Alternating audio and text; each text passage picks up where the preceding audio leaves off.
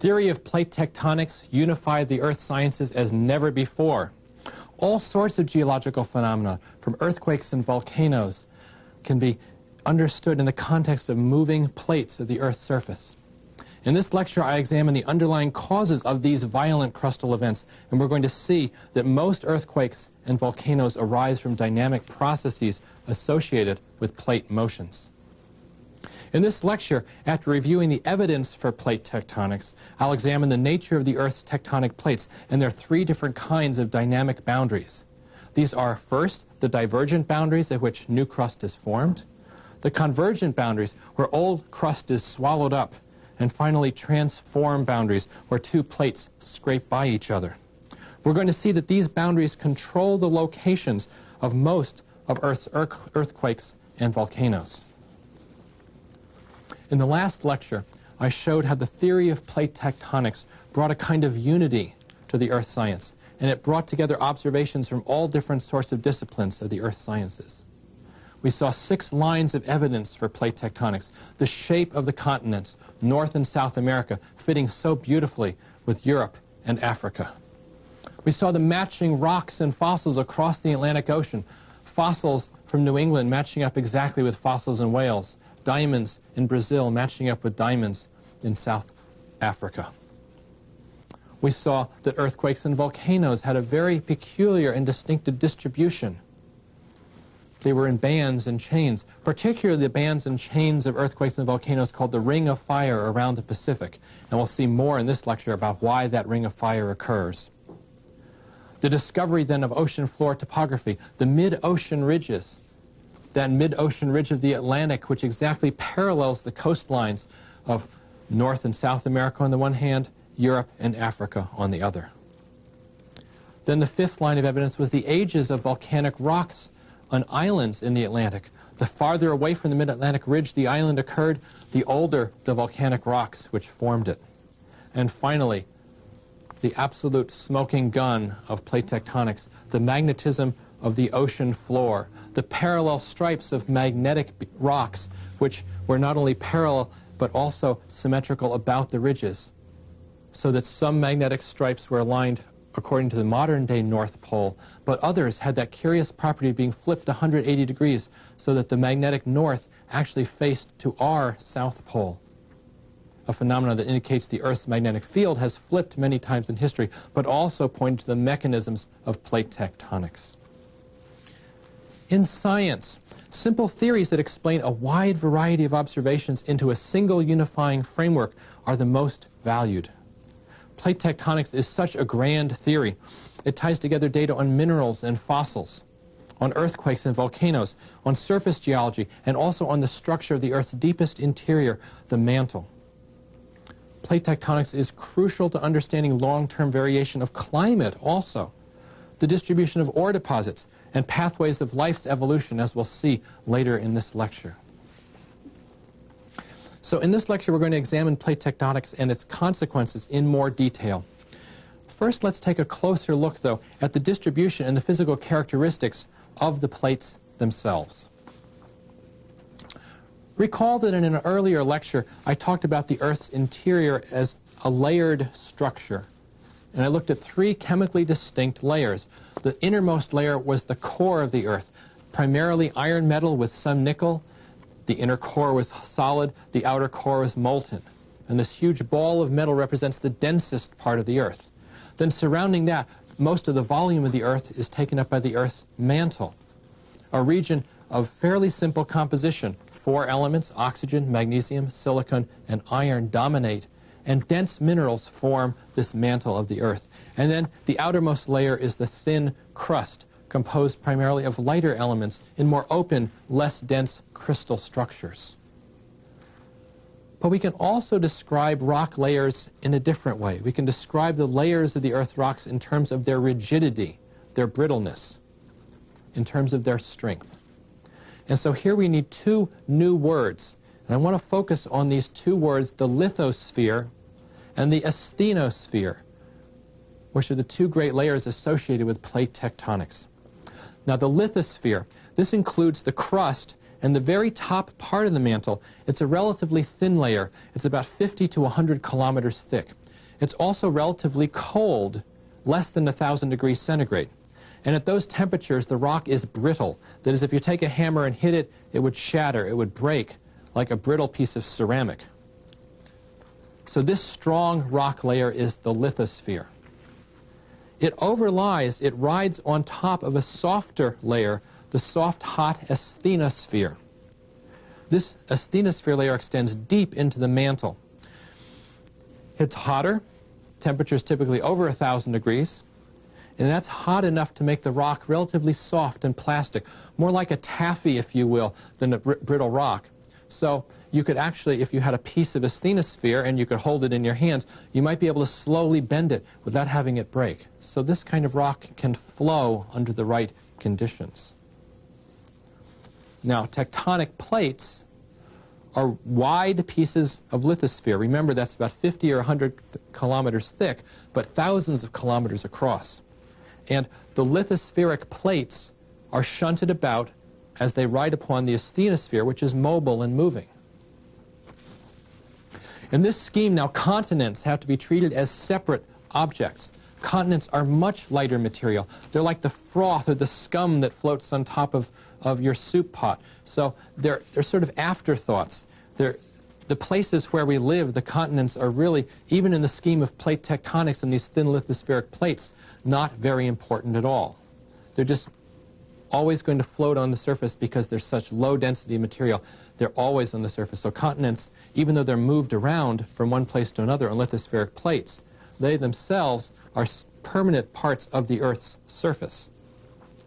If you look at a map of the world's plates, you see about a dozen large, rigid plates distributed across the globe. Most of us in the United States and in Canada live on the North American plate. That extends from the Mid-Atlantic Ridge all the way to California, but not quite to the coast of the southern part of California. So people who live in Hawaii and people live in the California coast from Los Angeles and San Diego up to portions of the westernmost region around San Francisco, they live on the Pacific plate. And that Pacific plate is moving to the north relative to the North American plate. The continents of South America, of Europe, of Australia are all contained on single plates called the South American, the European, and the Australian plate. But Asia is split into at least two plates, and that depends on how you divide the boundary between North America and the Eurasian plates. Also, we have the African plate. All of Africa appears to be on one plate, but it also appears to be beginning to split apart now. So eventually, Africa may be split into two pieces. And that's a plate tectonic process which is ongoing, as we'll see. If you look carefully at a map of plate boundaries, you also can see the relative plate motion often indicated as arrows. And it indicates where two plates are diverging, that is, moving apart from each other, where they're converging, moving towards each other, or transform, where they're scraping past each other. And I want to look at these three different kinds of plate boundaries in much more detail now. Remember, we have three kinds: divergent, convergent, and transform. I want to look at the divergent boundaries first. Divergent boundaries always mark elongated zones along which new crust is formed as volcanic material. Now, two plates are going to diverge above a region where mantle convection brings heat to the surface. So if you can imagine convection going on in the mantle, huge convection cells that are going on in the mantle, and as material is brought upward and moved side to side, that's where divergent boundaries occur. You have excess heat coming up. That excess heat causes partial melting of the near-surface rocks. This supplies magma to these volcanoes as the plates move apart. The lava produced at ridges is typically a basalt. That's a dense black rock, rich in silicon and oxygen, magnesium and iron, just like the mantle. Basalt forms the foundation for all of the ocean crust in the Earth. And since the oceans are roughly 2/3 to 3/4 of the Earth's surface, that's one of the reasons why so much of the Earth's surface is covered by volcanic rocks. Indeed, I mentioned before, 80% of the Earth's surface, well, a lot of that is the oceans. Now, the Earth's surface displays many prominent divergent boundaries. Of course, the most famous, because of its discovery in the 1950s was the Mid-Atlantic Ridge. That extends for tens of thousands of kilometers, 60,000 kilometers, and it's now spreading at a rate of roughly 2 to 4 centimeters per year. That's about an inch per year. You can actually make satellite measurements, laser measurements that can detect that increasing distance. This is how it works. You have 2 points that are set in rock, one in North America, one in Europe. You have laser satellites that can measure distances to better than a fraction of an inch. And so therefore you can measure the distance between North America and Europe, and year by year that distance is getting longer. It isn't that airfares are going to go up anytime soon, but the distances are getting measurably larger. It's amazing that we have that technology now. By the way, the Mid-Atlantic Ridge passes right through the volcanic island of Iceland, and you can actually study the volcanism associated with the spreading right at the surface of the Earth at that point. I want to do a quick calculation, another one of these back-of-the-envelope calculations, because if you can imagine that the Mid-Atlantic Ridge is spreading at the rate of 2 to 4 centimeters, that's roughly an inch a year. So if the Mid-Atlantic Ridge is causing spreading at an inch a year, how long did it take for the Atlantic Ocean to open up? The Atlantic Ocean is roughly 3,000 miles across. You have 5,280 feet per mile, and then you have 12 inches per foot. So you just multiply 12 times 5,260 times 3,000. That gives you the number of inches, and at 1 inch per year, it turns out that's 190 million years. Well, it sounds like a long time, but in the context of Earth history, 190 million years is nothing.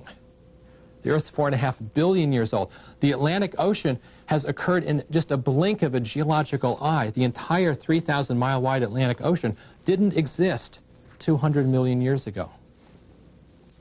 So if you play the tape backwards at the current rate of spreading, you can imagine the Atlantic Ocean actually began to open up roughly 200 million years ago. That's when Europe and North America split apart. That's when Africa and South America began to split apart, began that spreading process which continues today. And it turns out this is only the very latest in a long history of openings and closing, opening and closing again of the Atlantic Ocean. This process has occurred on a cycle of roughly 500 million years or so for at least 3 cycles to our present knowledge. One of the most intensively studied divergent boundaries is the Juan de Fuca Ridge. That's a ridge that's just a few hundred kilometers off the coast of Oregon and Washington State. Now, the reason this ridge is so intensively studied is, well, there are a couple of good reasons. One of them is that there are great oceanography departments at both the University of Washington and the University of Oregon. And they're well equipped with ships. They can easily get out to these ridges. And rather than sailing halfway across the Atlantic, 1,500 miles to the middle of the Mid-Atlantic Ridge, you can just sail a nice, pleasant day's journey, a few hundred kilometers off the Washington and Oregon coast. You can have your ship there in no time, and it's very easy to study it.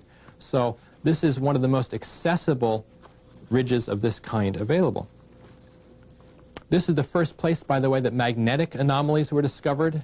So when people describe the spreading of the mid-ocean ridge and the magnetic anomalies on either side of the ridge, it was the Juan de Fuca Ridge where the very first data was collected. There also, because it's so close to a coastline, there's constant monitoring of the chemistry of the ridge, of the volcanic activity. There's seismometers that are down there. And if there happens to be a new volcanic eruption where a particularly strong volcanic event occurs, people can be on hand very, very quickly to the Juan de Fuca Ridge. So that's a very important site, and you'll undoubtedly see that described in the newspaper. There also is a very great deal of interest in the biology of the Juan de Fuca Ridge, because here's one of these places where you find fascinating deep-sea hot hydrothermal vent communities, and I'll tell you more about that in a little bit. Another important spreading center is the East Pacific Rise. That's a major divergent boundary in the South Pacific Ocean. There we have the highest spreading rates known, as high as 17 centimeters. That's about 7 inches per year have been measured at that East Pacific Rise. Another intriguing aspect of the East Pacific Rise is that the spreading is not exactly symmetrical. One side of that spreading center moves about twice as fast as the other side. And we don't fully understand that phenomenon, that dynamic yet, but it's one of those little interesting things that the Earth throws us every so often, another curveball. Another major divergent boundary is located in the Indian Ocean. However, this one is very poorly studied. We know almost nothing about the ridge in the Indian Ocean because it's a very remote locality, far from any big oceanographic facility, and also apparently the weather conditions in the Indian Ocean can be quite severe, and so it's a more dangerous and difficult sort of place to do oceanography. So you think about the vast amount of area on the ocean floor and the tens of thousands of miles of ridge systems, and we're only just beginning to understand and study these systems. All of these ocean ridge systems display complex hydrothermal systems. This is where seawater filters in through cracks and fissures on the ocean floor and then gets heated up by the volcanic activity, comes bubbling to the surface, sometimes in mineral-laden hot waters called black smokers. There are also rich biological communities at these black smokers. These are communities of organisms that thrive in the deep hot water. And apparently, astonishingly, these are communities that don't require sunlight to live. The old biological paradigm that all life gets its energy from the sun is now proven to be wrong. The black smoker communities get their energy from the Earth's inner heat.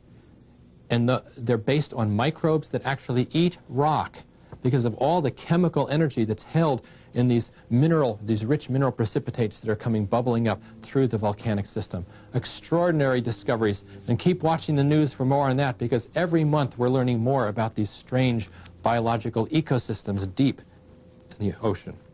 Once again, the Juan de Fuca Ridge is the ridge that is most studied in this regard, but biological communities have also been found in the Atlantic on the Mid-Atlantic Ridge. They've been found in the East Pacific Rise, and they're undoubtedly going to be found in the Indian Ocean as well along that ridge system.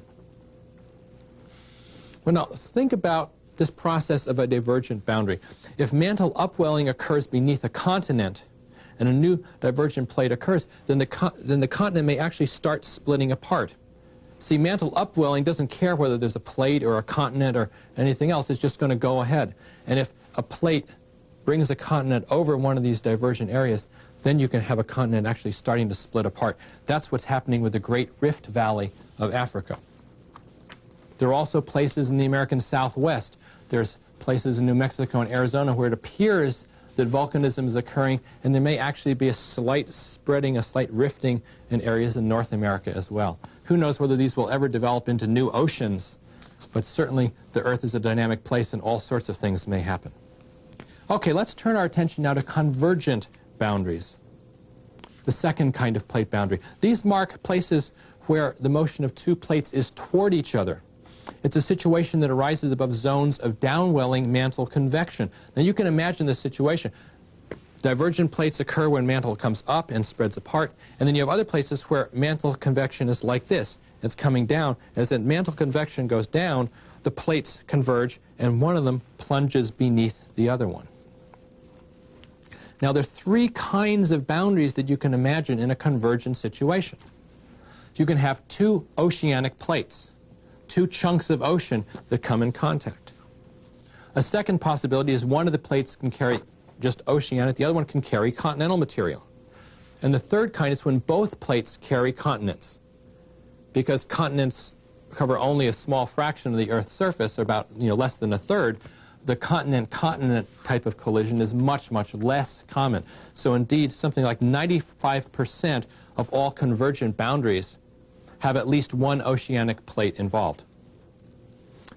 If neither plate carries a continent, then one of the oceanic plates plunges beneath the other one. You just have a situation where you have an oceanic plate approaching one, and the one oceanic plate plunges beneath the other one. If one of the two plates carries a continent and the other one doesn't, then invariably the oceanic plate plunges beneath the one carrying the continent. The continent is the lighter material, and it's the one that's going to stay on top. Now, according to the prevailing view, if you think about these situations, I'll get to the continent-continent collision in a second, but let me tell you about the oceanic subduction first. According to the prevailing view, that the cold plates are dense. And you may think of plate tectonics as being driven by the spreading centers where new material is formed and pushed to the side, but a lot of geologists now think that plate tectonics is driven by the fact that cold plates, as they subduct into the mantle, they're dense and they actually are pulled down by gravity. So instead of pushing the plates apart at divergent boundaries, Its possible dynamic is more pulling the plates apart with gravity playing a role, and of course the convection cell driving the process all along. It's interesting. Is this a push effect? Is it a pull effect? That's one of those kinds of details that geologists constantly debate and is an active area of forefront research. Rates of subduction, by the way, are at the same rate as divergence, so a few centimeters a year, maybe 1 inch, maybe 2 or 3 inches in some places. That's a typical rate of subduction. The axis along which one plate subducts includes most of the deepest trenches on the ocean floor, and you can imagine why this is true. Places like the Marianas Trench, that long trench which is so deep on the ocean floor it could hold Mount Everest with thousands of feet to spare, is a place where one plate plunges beneath another one, and as it does so it buckles the leading edge of the plate it's plunging underneath, brings it down, and so you get a deep ocean trench in that sort of plate. This process of subduction it's accompanied by numerous deep earthquakes. And the earthquakes get deeper and deeper as the descending plate plunges deeper and deeper within the earth. Recall I also told you that subduction zones can be associated with intense volcanism. As one plate plunges deeper and deeper, it gets hotter and hotter. It also carries with it, remember this is an oceanic plate, it carries with it lots of water in the rocks, in the materials that are being taken down. And those materials, when they get hot, tend to melt. And when they melt, they form magmas, which then try to rise to the surface. And so you get a whole series of volcanoes 100 or 200 kilometers inland. And that chain of volcanoes, you see them many places around the world. You see them, for example, in South America. You see them in the Cascades in Washington and Oregon.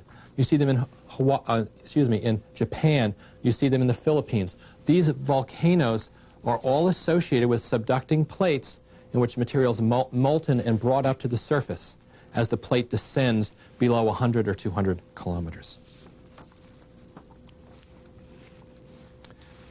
When subduction leads to a chain of volcanoes, the result is called an island arc. And there are many examples of these arc-like arrangements of volcanic islands. For example, the Aleutian Islands off Alaska, Japan, the Philippines, and many of the islands of South Pacific are of this island arc type. And of course, as I've said, subduction also leads to continental volcanoes. The examples found along the East Pacific Rim, the Andean volcanoes of South America, and the Cascades of the Northwest Pacific area.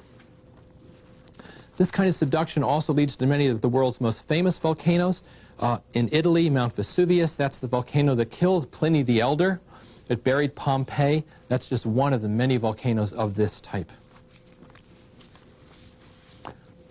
Economic geologists are really interested in this process of subduction because the reworking of the crust by subduction can also lead to the solution and the concentration of valuable ore metals. Many of the world's richest metal deposits, including many of those in the Rocky Mountains, are associated with ancient volcanoes that formed near convergent boundaries. So the huge gold mines, the silver mines, the copper mines are very commonly places that were once in volcanic regions above a subducting plate, where the subducting lavas came up and the waters associated with them dissolved the ores and then reconcentrated them. For this reason, plate tectonics provides economic geologists with a whole new strategy for finding valuable ore deposits. Now, I told you I was going to come back to the idea of two converging continental plates, and this is a fascinating phenomenon when it happens. It doesn't happen often, but when it does, it's spectacular. Very occasionally, when two plates are converging, they carry continents, then the continental material cannot be subducted. The continental material is just too light to be carried down into the mantle, and so it has no place to go. And as the two plates come together, the two continents collide with each other and start hitting each other, colliding, crumpling up, becoming ever more contorted, ever more piled on top of each other until you form a huge mountain range. The tallest mountain ranges in Earth's history have been the result of colliding plates. The collision, the convergence of two plates, each of which carried a continent. Today, that's occurring where the Indian plate is colliding with China. And the Himalayan mountains, the tallest mountains in the world, are the result of piling layer upon layer of continental material into each other. That's why you find fossils at the top of Mount Everest, because these are layers of rocks that have been folded and contorted and pushed together and raised up. A similar collision 400 million years ago between North America and Europe caused the Appalachian mountain ranges. And when the Appalachians were formed in that period 400 to 500 million years ago, the Appalachians were once again the tallest mountains on Earth. They looked very much like the Himalayas, we think. Now, after hundreds of millions of years, they have rounded and eroded to the point where there's sort of more gentle hills now. There's some fairly big mountains in the Appalachians, but nothing like they used to be, nothing like the 30,000-foot peaks that may have once occurred on the Earth's surface as a result of this great collision between Europe and North America so many hundreds of millions of years ago. Okay, at last we come to transform boundaries, the third kind of plate boundary. These are basically faults where two plates slide by each other. Such boundaries are inevitable whenever you have a sphere that's broken into divergent and convergent boundaries. And as I said, the most common one is the San Andreas Fault. It's the longest highly active transform boundary on the surface of the Earth. Major earthquakes occur along this fault every few decades. Geologists predict that another severe quake must occur in Southern California sometime in the next quarter century or so. The stress is just building up too much. You also have transform boundaries along the ridge ocean systems. The ocean systems, if you look at a map of the seafloor, you'll see that the ridges are offset from time to time. And those offsets are also transform boundaries of a shorter sort. But they involve areas where plates meet. They're moving by each other, but they're not diverging or converging. So I urge you to look closely at a map of the ocean floor sometime and look for those tiny but very significant transform boundaries that just cover the area of the mid-ocean ridges. Geologists have also identified several quiet transform boundaries, ones that aren't moving. Plates meet each other, they're in contact, but at least for the time being, they're not moving very much. There's such a passive boundary, for example, between the Eurasian plate and the African plate. At some time in the future, these boundaries may move. There may be giant earthquakes along them, but at least for now, they seem to be quiet. It's large-scale mantle convection that drives plate tectonics, and it controls most of the Earth's volcanoes. I want to review this fact. You have volcanoes at divergent boundaries where new crust is being formed, and so you have a ridge of volcanoes. You have volcanoes along convergent boundaries that are roughly 100 to 200 kilometers inland from the actual boundary. But there's some other very well-known volcanic areas, including Hawaii and Yellowstone, that are smack in the middle of plates. So what's going on with these volcanoes? These areas are called hotspots. They're found all over the globe. There are about 100 of them around the globe. And they represent a different kind of mantle convection, which is as yet rather poorly understood. Hotspots seem to arise when a narrow plume of magma rises from deep within the magma, within the mantle. Perhaps the core mantle boundary is the origin of these hotspots. That would be 3,000 kilometers down. The location of hotspots seems to be absolutely independent of plate tectonic motions. For example, if you look at the Hawaii chain of mountains, you see that that chain of mountains seems to have moved off to the northwest. The reason is because the plate itself is moving and the hot spot is remaining fixed. So you have a fixed hot spot. As the plate moves, progressively, the new islands, the new volcanic islands that are formed, appear to be more and more and more to the southeast in that chain of islands. What this means is as you look at the volcanic islands, the present-day big island of Hawaii, where active volcanism is occurring, is the largest. It's the one where all the action is taking place. As you go farther and farther away from Hawaii, you see more and more eroded islands. And then if you do sonar studies even farther out, there's a huge string of undersea volcanic islands that is things that were once islands but are now eroded to below ocean level. It extends for hundreds of kilometers off to the northwest. This indicates that the hot spot has been fixed for a long time and the Pacific plate has been moving over it. There's an awful lot left to be explained about hotspots, and suffice it to say that their origin remains a very hot topic of research. Well, to summarize this lecture, we focused on three types of plate boundaries, each of which is a dynamic region of geological change at the surface. We have divergent boundaries, and that features ongoing volcanism and the formation of new crust, for example, at the Mid-Atlantic Ridge. We have convergent boundaries, which are sites where old crust is swallowed up. Earthquakes and volcanoes follow the path of the subducting plate. And finally, transform boundaries, where two plates scrape by each other at the sites of some of our planet's most violent earthquakes. In the next lecture, I'm going to tell you about the Earth's great cycle, the water cycle.